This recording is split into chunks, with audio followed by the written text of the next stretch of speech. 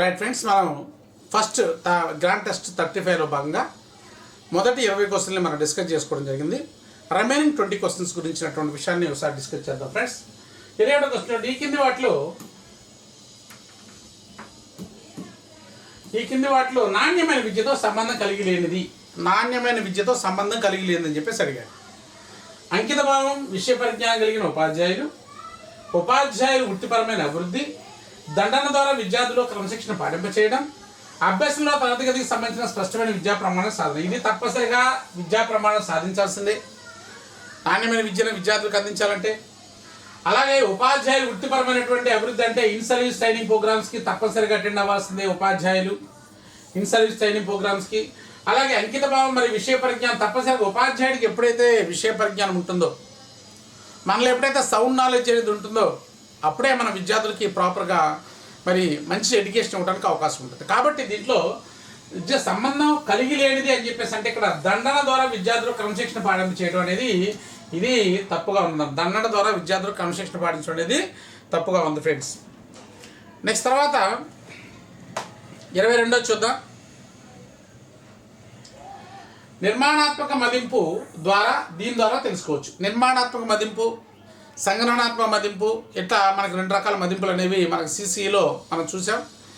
నిర్మాణాత్మక మదింపు అంటే బోధనాభ్యాసం ప్రక్రియ జరిగేటప్పుడు విద్యార్థుల యొక్క సాధన ఎప్పటికప్పుడు తెలుసుకుంటూ వాటిలో లోపాలని సవరిస్తూ వాడిని అభ్యాసంలో ముందుకు తీసుకెళ్లేటువంటి విధానమే నిర్మాణాత్మక మదింపు అని చెప్పేసి అంటాం. సంగ్రహణాత్మక మదింపు అంటే కొంత పాఠ్యాంశాలు కంప్లీట్ అయిన తర్వాత విద్యార్థి యొక్క సామర్థ్యాలను తెలుసుకోవడానికి చేసేటువంటి మదింపునే సంగ్రహణాత్మక మదింపు అని చెప్పేసి అంటాం. దీన్ని S7, S2 అని చెప్పేసి మనం పిలుస్తూ ఉంటాం.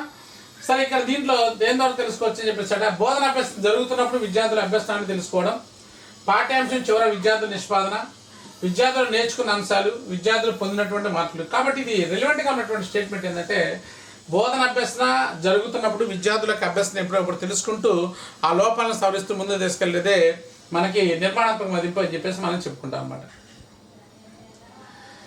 రాష్ట్ర విద్యా ప్రణాళిక చట్టం ఏపీఎస్ఎఫ్ 2011 రూపకల్పనలో పాటించాల్సిన మౌలిక సూత్రాలు లేనిది ఏంటి?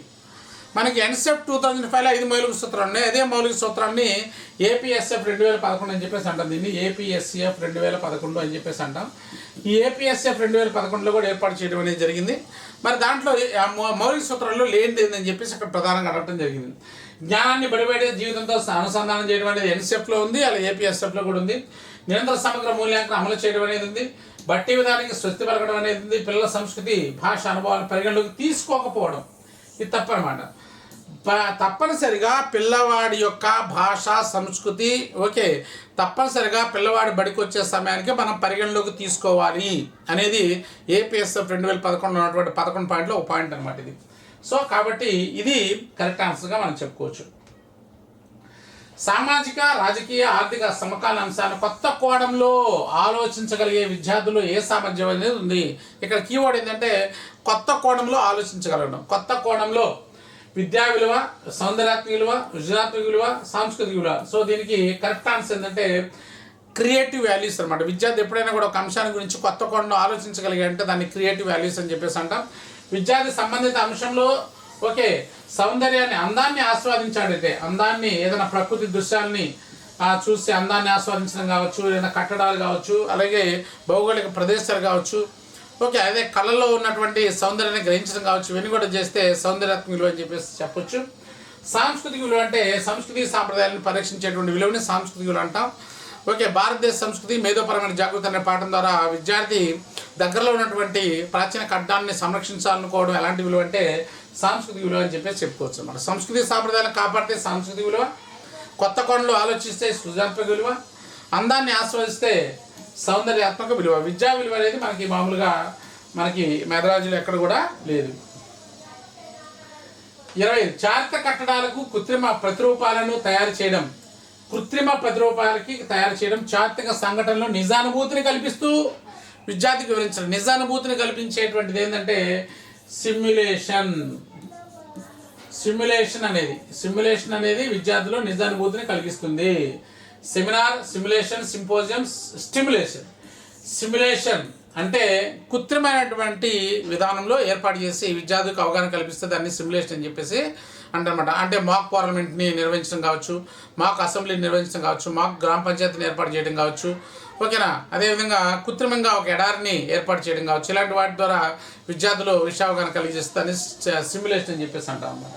సెమినార్ అంటే కొంతమంది విద్యార్థులు ఒక అంశం మీద దర్యాప్తు చేసి సమాచారం సేకరించి ఓకే వాళ్ళ యొక్క అభిప్రాయాన్ని వ్యక్తం చేసి దాని మీద ఒక డిస్కషన్ చేస్తే దాని సెమినార్ అంటే ఇది చర్చా పద్ధతిలో మొదటి అంశంగా మనం తీసుకోవచ్చు. అలాగే సింపోజియం అంటే ఒక అంశం పట్ల విస్తృతమైనటువంటి అవగాహన పెంపొందించడానికి 4 నుంచి 5 మంది వ్యక్తులు ఒక అంశం గురించి డిస్కస్ చేస్తే దాన్ని సింపోజియం అని చెప్పేసి అంటారు. సింపోజియం అనేది వ్యాఖ్యానాల సముదాయంగా ఉంటుందని చెప్పేసి సక్కరైనటువంటి విద్యావేత్త చెప్పాడు.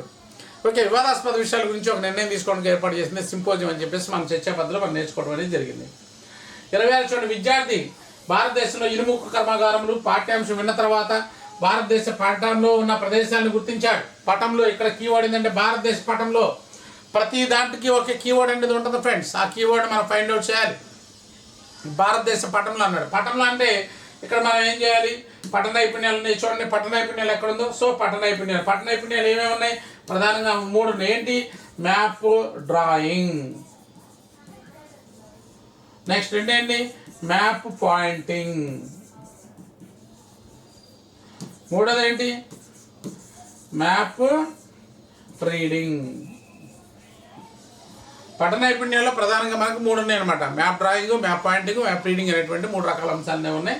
కాబట్టి విద్యార్థి ఆ యొక్క ఇనుముక్కు కర్మాగారాలకు సంబంధించినటువంటి అంశాలని పటంలో భారతదేశ పటంలో గుర్తించారు. కాబట్టి అది దేనికి సంబంధించిందంటే మ్యాప్ పాయింట్కి సంబంధించింది. అది మనకు విద్యా ప్రమాణంలో పట్టణ నైపుణ్యాలకు సంబంధించింది.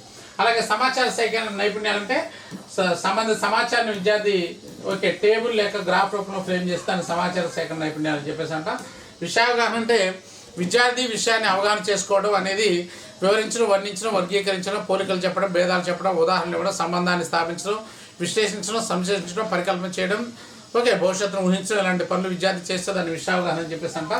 ఓకే, పై పారాగ్రాఫ్లో అంశం ఆధారంగా నువ్వే గ్రహించాలని పై పారాగ్రాఫ్ లేక వ్యాఖ్యానించినటువంటి ప్రశ్న మనకు కనిపిస్తుంది. దాన్ని ఇచ్చిన అంశాన్ని చదివి వ్యాఖ్యానించడం అని చెప్పేసి మనం చెప్పవచ్చు అనమాట. కాబట్టి దీనికి ఆన్సర్ ఏంటంటే పఠన నైపుణ్యాలు. నెక్స్ట్ చాలా ఇంపార్టెంట్, ఛాత్రోపాధ్యాయులకు తరగతి గదిలో సాధారణంగా ఎదురయ్యే ఇబ్బందులు తక్కువ సమయంలో అధిగమించడానికి ఉపయోగపడేటువంటి బోధన ఏది? తరగతి గదిలో ఛాత్రోపాధ్యాయులకు తరగతి గదిలో సాధారణంగా ఎదురయ్యేటువంటి సమస్యల్ని. సో బోధన అనేది ఒక సంక్లిష్టమైనటువంటి చర్య. సంక్లిష్ట చర్య. Teaching is a complex activity. మరి సంక్లిష్ట చర్య అని ఎందుకు అంటున్నాను? బోధన అనేటువంటి దాంట్లో అనేక రకాల నైపుణ్యాలు అనేవి ఉన్నాయి. Teaching is the combination of the skills అనమాట. కాబట్టి ఎన్ని నైపుణ్యాలని సమపాడులో మనం ఒకేసారి ఉపయోగించాలి. కాబట్టి 40 నిమిషాల కాల వ్యవధిలో ఇది కాంప్లెక్స్ యాక్టివిటీ అని చెప్పేసి మనం చెప్తున్నాం అనమాట. అయితే ఈ యొక్క కాంప్లెక్స్ యాక్టివిటీని సులభతరం చేసుకోవడానికి ఏర్పాటు చేసినటువంటి బోధనే 1963లో ఏర్పాటు చేసినటువంటి బోధన. ఓకే, స్టాన్ఫోర్డ్ యూనివర్సిటీలో Dwight Elon, Robert and bush అనేటువంటి వాళ్ళు కైతెక్సన్ యొక్క స్టూడెంట్ యొక్క ఆధ్వర్యంలో ఏర్పాటు చేసి అభివృద్ధి చేసినటువంటి బోధనే సూక్ష్మ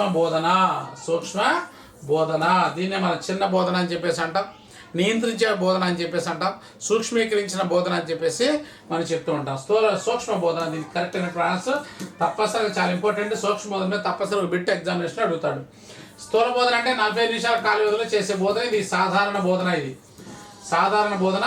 అనియత బోధన అన్నాడు. సవరణాత్మక బోధన అంటే ఇది ఎవరైతే బ్యాక్వర్డ్ స్టూడెంట్స్ ఉంటారో బ్యాక్వర్డ్ స్టూడెంట్స్కి చేసేటువంటి బోధనని మనం సవరణ బోధన అని చెప్పేసి మనం చెప్తాం. రైట్, ఈ బోధనలో తప్పనిసరి అడుగుతాడు అనమాట.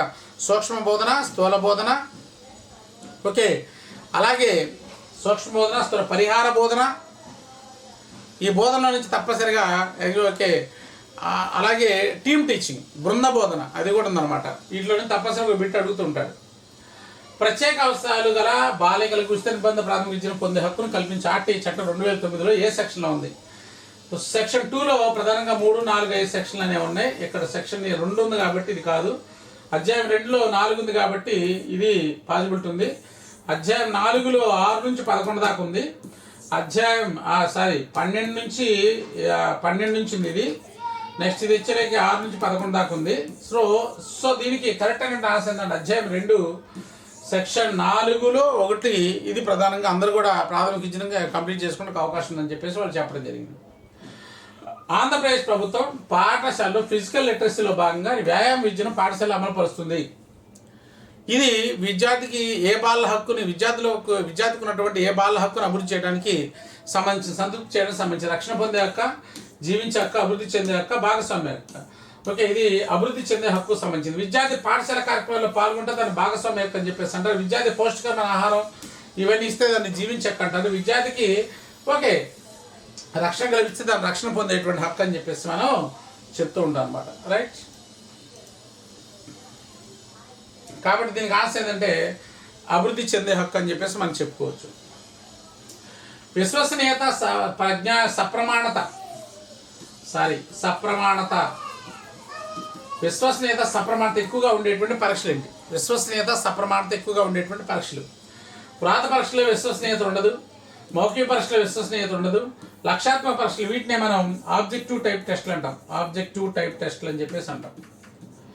ఆబ్జెక్టివ్ టైప్ టెస్ట్ అంటాం. అలాగే అభిరుచి పరీక్షలు అనేవి ఇవి కూడా స్టాండర్డ్ టెస్ట్లే, కానీ ఇవి భావావేశ రంగానికి సంబంధించినవి. భావావేశ రంగంలో వచ్చేటువంటి ఆన్సర్లు అనేవి కరెక్ట్గా ఉండవు అనమాట విద్యార్థికి సంబంధించి. కాబట్టి లక్షాత్మక ప్రశ్నలు ఎక్కువగా మనకి విశ్వసనీయత, సప్రమాణత ఏంటంటే ఒక మంచి ప్రశ్నాపత్రానికి కావాల్సినటువంటి లక్షణాలు ఏదైతే ఉన్నాయో విశ్వసనీయత, సప్రమాణత, లక్షాత్మకత, ఆచరణాత్మకత, విచక్షణ శక్తి, ఓకే ఇలాంటి లక్షణాలు ఏదైతే ఉన్నాయో ఇవన్నీ కూడా ఒక మంచి ప్రశ్నాపత్రం అనుకుంటే ఇవన్నీ ఉంటేనే అది మంచి ప్రశ్నాపత్రం అవుతుంది. కాబట్టి ఆ విశ్వసనీయత, సప్రమాణత అనేది ఉండాలంటే తప్పనిసరిగా మనకు ఎగ్జామినేషన్ సిస్టంలో లక్షాత్మక ప్రశ్నలకి ఎక్కువ ఇంపార్టెన్స్ అనేది మనము ఇవ్వాలి. రైట్, ఒక విద్యార్థి ఇచ్చిన అంశానికి పోలికలు, భేదాలు తెలియజేయగలిగితే ఇది ఏ విద్యా ప్రమాణం? తప్పనిసరిగా మనకి ఎగ్జామినేషన్లో విద్యా ప్రమాణాలకు సంబంధించి బిట్ తప్పనిసరిగా అడుగుతాడు. 1-2 బిట్లు ఈజీగా వస్తాయి. ఇక్కడ పోలికలు, భేదాలు ఉన్నాడు కాబట్టి అది దేనికి సంబంధించిందంటే 4 ఆప్షన్స్ ఇచ్చాడు. విషయావగాహన, సమాచార నైపుణ్యాలు, సమకాలీన అంశాలపై ప్రతిస్పందన, ప్రశంసనతత్వం. కాబట్టి దానికి కరెక్ట్ అయిన ఆన్సర్ ఏంటంటే విషయావగాహన అని చెప్పేసి మనం చెప్పుకోవచ్చు. విషయావగాహన పోలికలు, భేదాలు, సంబంధాలు, ఉదాహరణలు, వర్గీకరణలు, ఓకేనా, అలాగే పరికల్పనలు, విశ్లేషణలు, సంశ్లేషణలు, భవిష్యత్తు ఊహించటాలు, ఓకే సాధారణీకరణలు, ఇవన్నీ కూడా మనకి విషయావగాహనలో ఉన్నటువంటి అభ్యసన సూచికలుగా మనం చెప్పుకోవచ్చు అన్నమాట. నిలువుగా కానీ అడ్డంగా కానీ పొడవైన స్తంభం లాంటి ఆకారాల ద్వారా ఒక అంశంలో క్రమానుగతంగా జరిగిన అభివృద్ధి గురించి చెప్పే ఇది స్తంభాకారంలో ఉన్నటువంటి గ్రాఫ్స్ అన్నమాట. ఇది ఇలాగా గ్రాఫ్స్ అనేవి ఏర్పాటు చేస్తే మనం వాటిని ఏమంటామంటే బార్ గ్రాఫ్లు, లేక కమ్మీ గ్రాఫ్లు, లేక స్తూపాకార గ్రాఫ్లు, లేక స్తంభాకార గ్రాఫ్లు అని చెప్పేసి అనేక రకాలు పిలుస్తారు అన్నమాట. బార్ గ్రాఫ్లు, కమ్మీ గ్రాఫ్లు, స్తూపాకార, స్తంభాకార గ్రాఫ్లు అని చెప్పేసి అంటాం. ఏ గ్రాఫ్? లైన్ గ్రాఫ్, చిత్రాల, వృత్త graph, bar graph. So answer ఏంటి? Bar graph. మరి వృత్త గ్రాఫ్ అంటే మధ్యలో శాతాల గురించి తెలియజేస్తే దాని వృత్త గ్రాఫ్ అని చెప్పేసి అంటే. చిత్రాల గ్రాఫ్ అంటే దీన్ని పిక్టోరియల్ గ్రాఫ్ అని చెప్పేసి అంటాం. సంకేతాల ద్వారా తెలియజేస్తుంది. 2 అంశాలు జరిగినటువంటి మార్పులు తెలియజేస్తాం. లైన్ గ్రాఫ్ ఫర్ ఎగ్జాంపుల్ ధర, డిమాండ్లు వచ్చేటువంటి మార్పుల గురించి చెప్పడానికి లైన్ గ్రాఫ్ ఉపయోగిస్తాం. సంబంధ అంశాన్ని బొమ్మల ద్వారా సంకేతాలు చెప్తే దాన్ని పిక్టోరియల్ గ్రాఫ్ ఉపయోగిస్తాం. ఓకే, సంబంధ అంశాన్ని శాతాల రూపంలో చెప్తే దాన్ని వృత్త గ్రాఫ్ ఉపయోగిస్తాం. సంబంధ అంశంలో క్రమానుగత అభివృద్ధి గురించి, హెచ్చుతగ్గుల గురించి చెప్తే దాన్ని బార్ గ్రాఫ్ అనేది దాన్ని ఉపయోగిస్తాం. గ్రాఫ్ చాలా ఇంపార్టెంట్. టీచింగ్ ఏజ్ నుంచి బిట్టాడటం జరిగింది. విద్యార్థుల్లో జ్ఞాన నిర్మాణం ఈ కింది విధంగా జరుగుతుంది. జ్ఞాన నిర్మాణం అంటే ముఖ్యంగా ఇది నిర్మాణాత్మక అభ్యాసానికి సంబంధించింది. నిర్మాణాత్మక ఉపగమం. జ్ఞాన నిర్మాణం గురించి డేవిడ్ డస్బెల్, లెవెడిస్కీ, బుర్నరు, పియాజే ఇలాంటి వాళ్ళందరూ కూడా ఈ కాన్సెప్ట్ లెర్నింగ్ గురించి చెప్పడం జరిగింది. వాళ్ళు కాన్సెప్ట్ లెర్నింగ్ని విద్యా విధానంలో ఇంప్లిమెంట్ చేయడానికి వాళ్ళు ప్రయత్నం చేయడం జరిగింది. మరి జ్ఞాన నిర్మాణం అనేది ఎలా జరుగుతుంది? ఉపాధ్యాయులు మరియు సమాజంలో పరస్పర చర్య ద్వారా, పాఠ్యపుస్తక పఠనం ద్వారా, విషయాలు బట్టి పట్టడం ద్వారా, ఎక్కువ పరిశ్రమలు, ఇవన్నీ కూడా విద్యార్థి జ్ఞాన నిర్మాణం జరగాలంటే విద్యార్థి భాగస్వామ్య అభ్యసన విధానాన్ని ఎక్కువగా విద్యార్థి ఫాలో అవ్వాలి. భాగస్వామ్య అభ్యసన విధానాలు. భాగస్వామ్య అభ్యసన విధానానికి ఎక్కువ ఇంపార్టెన్స్ ఇవ్వాలి. ముఖ్యంగా చర్చల్లో పాల్గొనడం కావచ్చు, సమాజంలో పరస్పర చర్య ఏర్పాటు చేయడం కావచ్చు, క్లాస్ రూమ్ యాక్టివిటీస్లో విద్యార్థి పాల్గొనడం కావచ్చు, అన్వేషణ పద్ధతిలో పాల్గొనడం కావచ్చు, అలాగే సర్వేల్లో విద్యార్థి పాల్గొనడం కావచ్చు, పుస్తకాలు బాగా గ్రంథాలకు వెళ్ళి స్వయంగా సెల్ఫ్ లెర్నింగ్ చేయడం కావచ్చు, ఇతర వ్యక్తితో డిస్కస్ చేయడం కావచ్చు, ఓకేనా, కృత్యాల్లో పాల్గొనడం కావచ్చు. ఇలాంటి యాక్టివిటీస్ విద్యార్థి ఎప్పుడైతే క్లాస్ రూమ్లో చేస్తాడో తద్వారా విద్యార్థి జ్ఞానాన్ని నిర్మించుకోవడానికి అవకాశం అనేది ఉంది. ఈ జ్ఞాన నిర్మాణం అనేది విద్యార్థులు స్వయంగానే చేసుకుంటారని చెప్పేసి సైకాలజీలో, మనోవిజ్ఞాన శాస్త్రంలో నిర్మాణాత్మక అభ్యసన సిద్ధాంతం అనే దాని గురించి దాంట్లో నుంచి దీన్ని తీసుకున్నారు. ఈ నిర్మాణాత్మక అభ్యసన సిద్ధాంతాన్ని బేస్ చేసుకుని ఎన్సెఫ్ 2005 అనేటువంటి దాన్ని కూడా మనకి ఫార్మేషన్ చేయడం జరిగింది. ఎన్సెఫ్ 2005 బేస్ చేసుకుని ప్రజెంట్ మనకు ఉన్నటువంటి బుక్స్ అనేవి ఉన్నాయి. ఓకేనా, రైట్. సో కాబట్టి దీనికి ఆన్సర్ ఏంటి? ఉపాధ్యాయులు మరియు సమాజంతో పరస్పర చర్యల ద్వారా విద్యార్థులు జ్ఞాన నిర్మాణం జరుగుతుంది. సో ఈ జ్ఞాన నిర్మాణం అనే దాన్ని జ్ఞానాన్ని సృష్టించుకునేటువంటి వాళ్ళు విద్యార్థులు అనమాట. జ్ఞాన నిర్మాత విద్యార్థులే. వాళ్ళకి కావాల్సినటువంటి జ్ఞానం వాళ్ళే పొందుపరచుకోవాలి, వాళ్ళే నిర్మించుకోవాలి, వాళ్ళే తెలుసుకోవాలి, వాళ్ళే ఎక్వైర్ చేసుకోవాలని చెప్తుంది కాన్సెప్ట్ లెర్నింగ్ అనేది. ఓకే, 34 చూడండి. బోధనాభ్యాసం ప్రక్రియ సమర్థవంతంగా జరగడానికి సాంఘిక శాస్త్ర ఉపాధ్యాయుడు రూపొందించుకోవాల్సినటువంటి పథకాలేంటి? ఎలాంటి పథకాలని సాంఘిక శాస్త్ర ఉపాధ్యాయుడు రూపొందించుకోవాలి? ముఖ్యంగా పాఠశాల స్థాయిలో మనకి ఒక పాఠ్య పుస్తకం ఉందనుకోండి, ఒక పాఠ్య పుస్తకాన్ని మనకు కేటాయిస్తారు సాంఘిక శాస్త్ర ఉపాధ్యాయుడికి. నువ్వు స్కూల్కి వెళ్ళిన తర్వాత ఇంకో పాఠ్య పుస్తకం అనేది ఉంటుంది. మరి పాఠ్య పుస్తకాన్ని నువ్వు ఎన్ని సంవత్సరాలు బోధించాలి? 1 సంవత్సరంలో బోధించాలి. సంవత్సరంలో మనం ఎలా బోధించాలనే దానికి సంబంధించి ఇయర్ ప్లాన్ తయారు చేసుకోవాలి. అలాగే దాంట్లో ఈ పాఠ్య పుస్తకం తీసుకుంటే అనేక యూనిట్లు ఉంటాయి, దానికి సంబంధించి మనం యూనిట్ ప్లాన్ తయారు చేసుకోవాలి. మరి దాంట్లో ఎన్నో లెసన్స్ ఉంటాయి, దానికి సంబంధించి మనం లెసన్ ప్లాన్ తయారు చేసుకోవాలి. కాబట్టి ముఖ్యంగా ఉపాధ్యాయుడు ఎన్ని ప్లాన్లు తయారు చేసుకోవాలంటే 3 ప్లాన్లు తయారు చేసుకోవాలి. ఎన్ని ప్లాన్లు తయారు చేసుకోవాలి? 3 ప్లాన్లు తయారు చేసుకోవాలి ముఖ్యంగా. రైట్. జనరల్గా అనుకుంటాం ఏమంటామంటే ఉపాధ్యాయుడు సమర్థవంతంగా బోధన జరగడానికి ఎన్ని ప్లాన్ సాంఘిక శాస్త్రపై రూపొందించవలసిన పథకాలు ఏంటంటే ఒకటే అనుకుంటాం. ఏంటి? మనం లెసన్ ప్లానే అనుకుంటాం. మనం లెసన్ ప్లాన్ చెప్పేసి అనుకోండి. లెసన్ ప్లాన్కి ముందుగా మనం యూనిట్ ప్లాన్ ముందుగా ఇయర్ ప్లాన్ ఇవన్నీ కూడా మనం ఏర్పాటు చేసుకున్నప్పుడు మాత్రమే సమర్థవంతంగా ఆ పాఠ్య పుస్తకాలు అన్నింటిలో మనము ఎఫెక్టివ్గా టీచ్ చేయడానికి అవకాశం అనేది ఉంటుంది. రైట్. జాతీయ విద్యా విధానం ప్రకారం 1986 జాతీయ విద్యా ప్రణాళికలో స్థానిక అంశాలకి అంటే ఇప్పుడు ఏం చేస్తారంటే జాతీయ విద్యా విధానం ఆధారంగా విద్యా ప్రణాళిక రూపొందించినప్పుడు అంటే 100% అంశాలు విద్యా ప్రణాళికలో మనకు ఉన్నప్పుడు మరి ఈ 100% అంశాలు అందరూ కూడా ఫాలో కాలేరు కాబట్టి అందులో తప్పనిసరిగా 80% అంశాలు అందరూ తప్పనిసరిగా ఫాలో కావాలి. 20% స్థానిక అంశాలకు ప్రాధాన్యత ఇవ్వాలి. స్థానిక అంశాలకు ప్రాధాన్యత ఇవ్వాలని చెప్పేసి ఇలా ఫార్మేషన్ చేశారు. ఇక్కడ అడిగిన పెట్టండి, జాతీయ విద్యా విధానం ప్రకారం 1986 జాతీయ విద్యా ప్రణాళికలో స్థానిక అంశాలకు ఇవ్వాల్సిన ప్రాధాన్యత శాతం ఎంత అని అడిగాడు. 20%, 80%, 40, 25 అంటే 20% అంటే ఇవ్వాలి. 80+20 అనమాట. 80+20 ఉంటుందన్నమాట. రైట్. 36 మన రాష్ట్ర ప్రస్తుత సాంఘిక శాస్త్ర పాఠ్య పుస్తకాల లక్షణం కానిది. ప్రస్తుతం మన రాష్ట్రంలో ఏదైతే సాంఘిక శాస్త్ర పాఠ్య పుస్తకం ఉందో దాంట్లో ఒక లక్షణం కానిది అని చెప్పేసి అడుగుతున్నాడు. నిజ జీవిత అనుభవాలను పాఠ్యాంశాలకు అనుసంధానం చేయడం రైటే. బట్టి విధానికి దూరంగా అర్థవంతమైన అభ్యాసం కల్పించడం రైటే. స్థానిక అంశాలకు మాత్రమే ప్రాధాన్యత ఇవ్వడం అనేది చూడాలి. సామాజిక నిర్మాణాత్మకవాదం విమర్శాత్మక బోధన విధానం అనుసరించడం ఇది కరెక్టే. స్థానిక అంశాలు కాదు, స్థానిక అంశాలు ప్రాధాన్యత ఇస్తూ సుదూర అంశాలు కూడా ఇంపార్టెన్స్ అనేది ఇవ్వాలి. స్థానిక అంశాలు మాత్రమే తెలుసుకోవడం కాదు, వీటిని స్థానిక అంశాలు తెలుసుకుంటూ సుదూర అంశాలకు కూడా ఎక్కువ ఇంపార్టెన్స్ అనేది ఇవ్వాలి. కాబట్టి స్థానిక అంశాలకు మాత్రం ప్రాధాన్యత ఇవ్వడం అనేది ఇక్కడ టెక్స్ట్ బుక్లో లేదు, అన్ని అంశాలు ఉన్నాయి.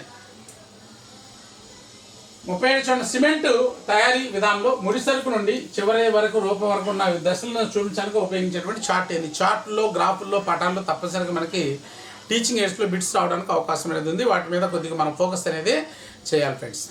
రైట్. సో కాబట్టి ఫ్లిప్ చార్ట, ప్రక్రియ చార్ట, ప్రవాహ చార్ట, కాలనీ చార్ట. కాలనీ చార్ట్ అనేది ఏంటి? ఏదైనా ఉద్యమం అనేది ఎప్పుడు స్టార్ట్ అయింది, ఎప్పుడు ఎండ్ అయింది అనే విషయాన్ని క్రమానుగతంగా చెప్పడానికి ఉపయోగించే చార్ట్ని కాలరీతి చార్ట్ అని చెప్పేసి అంటాం. దీన్ని కాలక్రమ చార్ట్ అని చెప్పేసి అంటాం. భారత స్వాతంత్రోద్యమం కానీ, తెలంగాణ ఉద్యమం కానీ ఇలాంటి ఉద్యమాలు ఎప్పుడు స్టార్ట్ అయినాయి, ఎప్పుడు ఎండ్ అయినా, మధ్యలో జరిగినటువంటి రకాల దశలు ఏంది, వీటిని క్రమానుగతంగా చెప్పడానికి ఉపయోగించేటువంటి చార్ట్ని కాలరీతి చార్ట్ అని చెప్పేసి అంటాం అనమాట. ప్రవాహ చార్ట్ అంటే ఏదైనా శాఖ యొక్క నిర్మాణం, న్యాయశాఖ, విద్యాశాఖ, ఆరోగ్య శాఖ, ఇలాంటి శాఖల యొక్క నిర్మాణం గురించి విద్యార్థి వివరంగా తెలియజేయడానికి ఉపయోగించేటువంటి వాటిని ప్రవాహ చార్ట్లు అని చెప్పేసి అంటాం. ప్రక్రియ చార్ట్ ప్రాసెస్ అనమాట. ముడిసరుకు నుంచి ఉత్పత్తి దాకా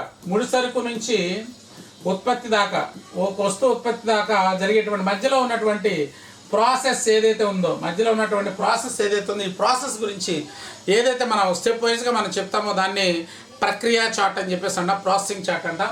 ఇక్కడ ఫ్లిప్ చార్ట్ అంటే దాదాపుగా 20 రకాల అంశాలు ఉంటాయి. ఒక పక్క ఏమో బొమ్మ ఉంటుంది, దాని వెనకేమో సమాచారం ఉంటుంది. ఈ విధంగా ఒక చిన్న బుక్లెట్లు రూపంలో ఏర్పాటు చేస్తే దాన్ని ఫ్లిప్ చార్ట్ అని చెప్పేసి అంటాము. ఇవి 4 రకాల చార్ట్. ఇక్కడ అడిగిన సిమెంట్ తయారీ విధానంలో ముడిసరుకు నుండి చివరి రూపం వరకు అంటే ముడిసరుకు నుంచి ఉత్పత్తి దాకా ఉన్నటువంటి చార్ట్ ఏమన్నాము ఇక్కడ మనము? ప్రక్రియ చార్టు లేక ప్రాసెసింగ్ చార్ట్ అని చెప్పేసి మనం చెప్పడం జరిగిందన్నమాట. ప్రక్రియ చార్టు లేక ప్రాసెసింగ్ చార్ట్. విద్యార్థులు క్రియాశీలుగా బోధనాభ్యాస ప్రక్రియలో పాల్గొనేలా చేసేటువంటి బోధనా పద్ధతి. ఇది బోధనా పద్ధతిలో నుంచి అడగడం జరిగింది. క్రియాశీలుగా అన్నాడు. క్వశ్చన్ 1-2 సార్లు మనం చాలా జాగ్రత్తగా అర్థం చేసుకోవాలి. ఉపన్యాస పద్ధత, చర్చా పద్ధత, నిగమన పద్ధత, కథాపద్ధత అన్నాడు. కథాపద్ధతిలో విద్యార్థి క్రియాశీలిగా పాల్గొనడు. ఓకే, అలాగే ఉపన్యాస పద్ధతిలో విద్యార్థి క్రియాశీలకంగా పాల్గొనడు. ఓకే, అలాగే చర్చా పద్ధతి, నిగమన పద్ధతిలో కూడా విద్యార్థి క్రియాశీలకంగా ఉన్నాడు. ఆల్రెడీ తయారు చేసినటువంటి సమాచారాన్ని ఇక్కడ పరీక్షించడం అనేది జరుగుతుంది. ఇక్కడ చర్చా పద్ధతిలో విద్యార్థి యాక్టివ్గా చర్చల్లో పాల్గొని ఓకే తన యొక్క భావాలను వ్యక్తీకరించడానికి అవకాశం అనేది ఉంది. కాబట్టి దీనికి ఆన్సర్ ఏంటంటే చర్చా పద్ధతి అని చెప్పేసి మనం చెప్పుకోవచ్చు. తరగతి గదిలో రిజర్వ్ బ్యాంకు విధులపై చర్చ జరుగుతుండగా ఒక విద్యార్థి నోట్ల రద్దు అనే అంశంపై ఉపాధ్యాయుడిని అడిగాడు. అయితే అది ఏ విద్యా ప్రమాణాన్ని ఫుల్ఫిల్ చేస్తున్నాడు? విషయావగాహన, సమకాలీన అంశాలపై ప్రతిస్పందన, ప్రశంసా సున్నితత్వం, అలాగే ఒక అంశాన్ని చదివి అర్థం చేసుకుని వ్యాఖ్యానించాడు. ఇప్పుడు ఒక పాఠం చెప్తున్నాడు, నోట్ల రద్దు గురించి చెప్తున్నాడు. ఏం చెప్తున్నాడు? రిజర్వ్ బ్యాంక్ విధుల గురించి చెప్తుంటే విద్యార్థి నోట్ల రద్దు గురించి అంటే సమకాలీన అంశాల గురించినటువంటి డిస్కషన్ అక్కడ వచ్చిందనమాట. కాబట్టి ఇక్కడ ఆన్సర్ ఏంటంటే సమకాలీన అంశాలపై ప్రతిస్పందన అని చెప్పేసి మనం చెప్పుకోవచ్చు ఫ్రెండ్స్. రైట్, 40 చూడండి. స్త్రీల విద్యా ప్రాధాన్యతపై శ్రీహర్షిని అనే అమ్మాయి ఒక పోస్టర్ను తయారు చేసింది. ఇది ఏ కింది విద్యా ప్రమాణం? విషయావగాహన, ప్రశంస మరియు సున్నితత్వం, ఇచ్చిన అంశాన్ని చదివి వ్యాకరించడం, సమాచార సేకరణ నైపుణ్యాలు. సో దీంట్లో మనం తీసుకుంటే ప్రశంస మరియు సున్నితత్వం అనేది అవుతుంది. పోస్టర్ తయారు చేసిన, కరపత్రాలు తయారు చేసిన, నినాదాలు తయారు చేసిన, అదేవిధంగా ప్రముఖ వ్యక్తులకి లేఖలు రాసిన, ఇతర వ్యక్తులను ప్రోత్సహించిన, విలువల్ని పెంపొందించిన, గొప్పవారిలో ఉన్నటువంటి లక్షణాలని ప్రశంసించిన, వాటిని గుర్తించిన, ఇలాంటివన్నీ కూడా దేనికి సంబంధించి అంటే ప్రశంస సున్నితత్వానికి సంబంధించిన అంశాలు అన్నమాట. రైట్ ఫ్రెండ్స్, మరి మనం ఇప్పటివరకు 35 గ్రాండ్ టెస్ట్లను చాలా సక్సెస్ఫుల్గా మనం కంప్లీట్ చేసుకోవడం జరిగింది. మీకు ఈ గ్రాండ్ టెస్ట్లకు సంబంధించినటువంటి ఇంకా టెస్టులు మీరు చేసుకోవాలంటే మనకి ఆచార్య ఎస్ఎస్ మెథడ్స్ అనేటువంటి యాప్ ఉంటుంది. యాప్ డౌన్లోడ్ చేసుకొని మీకు కావాల్సినటువంటి టెస్టులన్నీ కూడా మీరు చేసుకోవచ్చు ఫ్రెండ్స్. Thank you friends. మరి ఇంకొక క్లాస్లో ఇంకొక గ్రాండ్ టెస్ట్ మీ ముందుకు వస్తాను. Thank you very much.